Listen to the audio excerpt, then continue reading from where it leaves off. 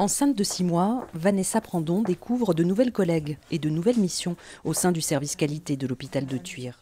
Aide-soignante, elle bénéficie en fait d'une sorte d'aménagement de poste depuis sa déclaration de grossesse.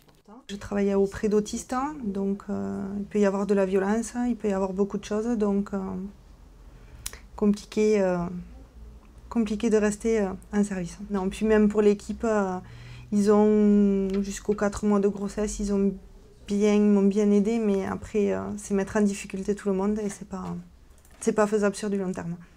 Comme Vanessa, une dizaine de femmes ont pu bénéficier d'affectations temporaires pour leur permettre de ne pas mettre leur carrière entre parenthèses trop longtemps et de travailler sereinement jusqu'à la date du congé maternité.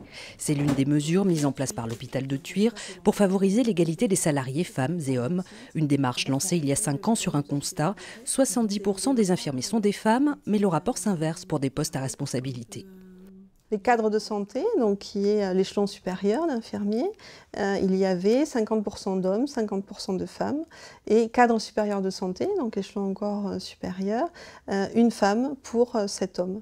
Et donc on s'est dit, il faut qu'on ait des mesures incitatives aussi pour prendre conscience qu'il y a des choix, on n'est pas obligé d'avoir envie d'être cadre de santé ou cadre supérieur.